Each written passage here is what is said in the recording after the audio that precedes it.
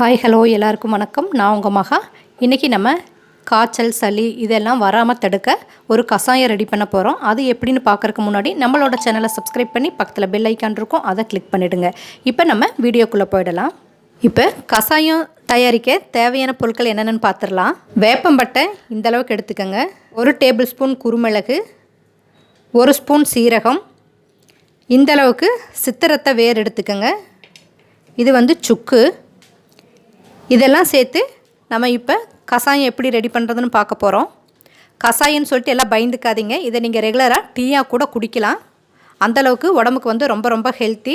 இதை நீங்கள் ரெகுலராக எடுத்துக்கிட்டிங்கன்னா காய்ச்சலோ சளியோ உங்களுக்கு பக்கத்தில் கூட வராது. இப்போ நம்ம வீடியோக்குள்ளே போய் எப்படி ப்ரிப்பேர் பண்ணுறதுன்னு பார்த்துடலாம். இப்போ இந்த கிளாஸில் நான் 4 கிளாஸ் தண்ணி எடுத்துக்கிறேன்.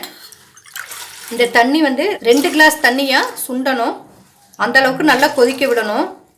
நம்ம இப்போ எடுத்து வச்சுருக்கிறது எல்லாத்தையுமே இது கூட சேர்த்துக்கலாம். பாருங்கள், வேப்பம்பட்டை இப்படியே போட்டுக்கலாம். இதை நீங்கள் பொடிச்சு போட்டிங்கன்னா கசப்பு ரொம்ப ஜாஸ்தி ஆகிடும். அதனால இப்போ நம்ம எடுத்து வச்சுருக்கிறது எல்லாத்தையுமே அப்படியே போட்டுடலாம். அப்படியே போட்டு நல்லா கொதிக்க வச்சிடலாம். உங்களுக்கு டீயாக வேணும்னா இதெல்லாம் இப்படியே போட்டு கொதிக்க வச்சு டீயாக நம்ம குடிச்சுக்கலாம். நல்லா கசப்பு வேணும், கஷாயம் மாதிரி குடிக்கணும்னு நினச்சிங்கன்னா இது எல்லாத்தையுமே நல்லா பொடி பண்ணி போட்டு அதுக்கப்புறம் இனிப்பு ஏதாச்சும் ஆட் பண்ணி அப்புறமும் குடிச்சுக்கலாம். பாருங்கள், தண்ணியெல்லாம் நல்லா தளன்னு கொதிச்சு தண்ணி சுண்ட ஆரம்பிச்சிருச்சு. நம்ம இதில் ஆட் பண்ணியிருக்கிறோம் இல்லைங்களா, சித்திரத்தை வேறு. இது நிறைய பேர்த்துக்கு, குழந்தைகளுக்காகட்டும் பெரியவங்களுக்காகட்டும் நல்லா சளி பிடிச்சி கபங்கட்டிக்கும். அந்த மாதிரி இருக்கிறவங்க இந்த சித்திரத்தை வேற பொடி பண்ணி தேன் கலந்து அதை சாப்பிட்டோம்னா அந்த சளி பிடிச்சதோ கபம் கட்டுனதோ இமீடியட்டாக சரியாக போயிடும். நம்ம குடிச்சிட்ருக்குறோம் இல்லைங்களா இப்போ கபசுர குடிநீர், அதுலேயும் இந்த சித்திரத்தை வேர் தான் நிறைய பயன்படுத்தியிருப்பாங்க.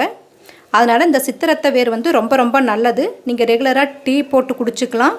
இல்லாட்டி இந்த மாதிரி கஷாயத்தில் கூட நீங்கள் அதை பயன்படுத்திக்கலாம். தண்ணி நல்லா சுண்டிருச்சு.